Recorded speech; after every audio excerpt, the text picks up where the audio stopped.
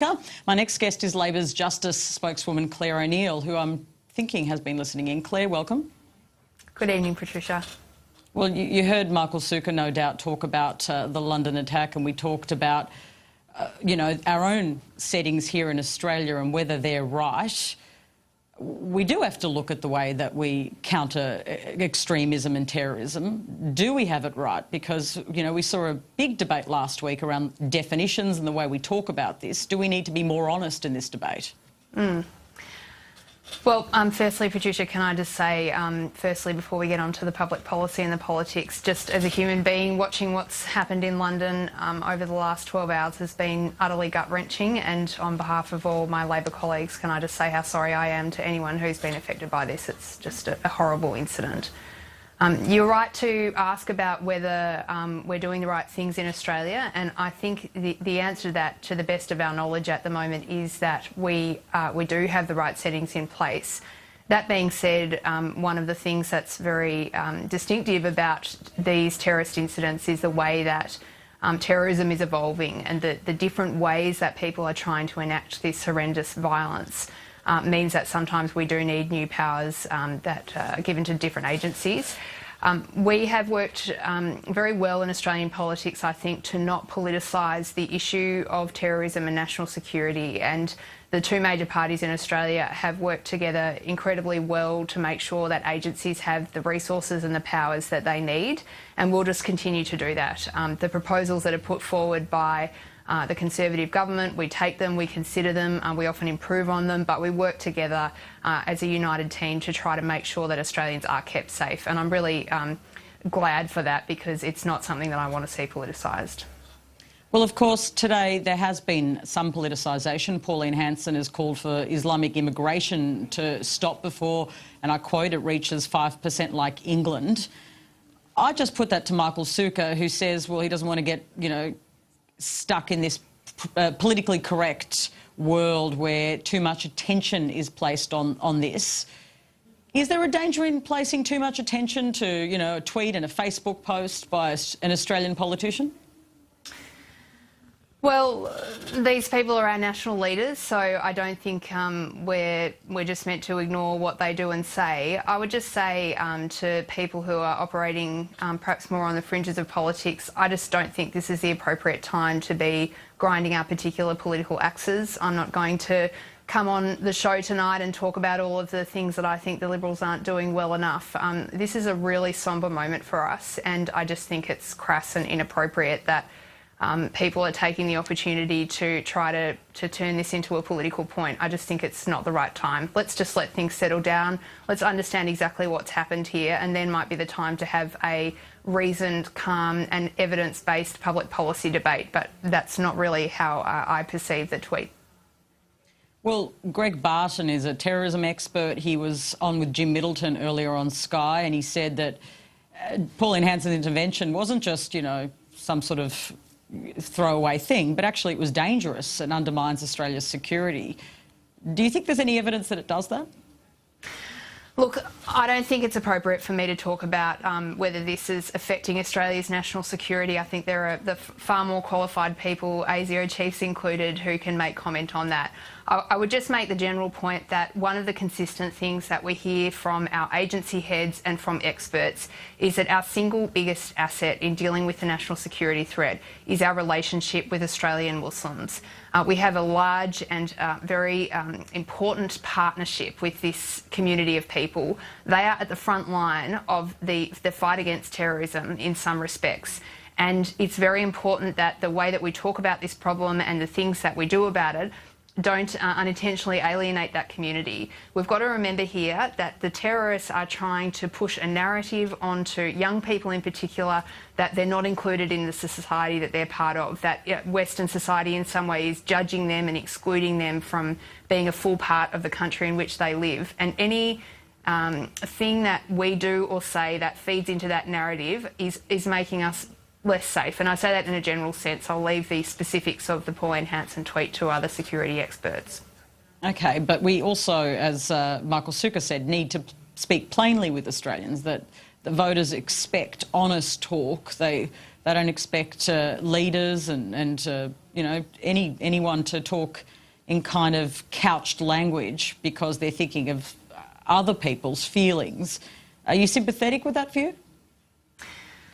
I just say that cuts both ways. I agree. We don't want to, certainly we don't want to say anything that's not true. We need to be fact-based and evidence-based about this. So on any side of the debate, people shouldn't be free and flowing with their language. You know, questions about who we are as Australians and who's included in and out, you know, these are intensely loaded questions in some contexts, and I think we all just need to be crystal clear, calm, fact-based and reasoned in how we deal with these things, and probably firing off Twitter, little things in Twitter is not really contributing to that conversation. It's not so much about accuracy, but more about tone and how people who read these things perceive them and what message is being communicated. So I just think we just need to take a deep breath and take a bit of time to digest what's going on, and just take a bit of care with our language, because these are important and easy to get wrong, I think, the language that we choose and use. Well, there's been a strong domestic debate over this last week around terrorism. We, you know, are really quite immersed in this debate, and we've had the Manchester attack, we've had this attack. You know, we hope that we won't have more attacks, but obviously the alerts we're all on suggest that we can't be that optimistic. Given all of that, and we saw that debate last week, should people be using the language of Duncan Lewis, the ASIO chief, that radical Sunni Islam is responsible? Should that be the kind of language people like you, like others, adopt in describing these actions? I take my lead from the people who are working on this every day, from the people who lead the agencies that have, for the most part, kept Australians very safe, while countries in other parts of the world have not been able to do that. And people like Duncan Lewis are international experts in this. He is clearly guiding us to use a particular set of statements around how we talk about this. And I'm going to take the view of the expert over people who have a clear political win that they're trying to get out of this. So I think we should be using the language that is being suggested by the people who that's their day job, trying to keep us safe, and they're doing it very effectively. Just on another issue, which I think is related, because it's about values and citizenship and the way the government is seeking to change those settings. Will you support the government's sweeping changes to citizenship laws which aim to prioritise Australian values? You know, migrants will have to prove their commitment to the nation, a tough new citizenship test, also a more stringent English language test. Well, firstly, I'd say, Patricia, that these are not benign questions. The issues about who we are as Australians, how we define ourselves, who's in and who's out, these are profoundly important and profoundly political questions. When I saw the proposals that were being put forward, my immediate thought was, what does this mean for the 43% of people who I represent in my seat who were not born in Australia? What does it mean for the people who I represent in Hotham who perhaps speak English as a third or fourth language and they may not do it at university level? Now, I know from experience that these people make extremely fine Australians, and everywhere I look around the community I represent, there are migrants or children of migrants who are doing outstanding things and who are fine Australians. So I don't say that because I have a particular view on the laws. I would like to share Labor's view with you, but I can't do that because no legislation has been drafted. So we only can go on what we've read in newspaper reports. Yep. I accept that, but the government has outlined pretty clearly what it wants to do, and you mentioned the English language testing. It seems to me you're apprehensive, given your electorate, to endorse this, at least on a personal level. I know you're not reflecting a Labor policy, but personally you think this is problematic.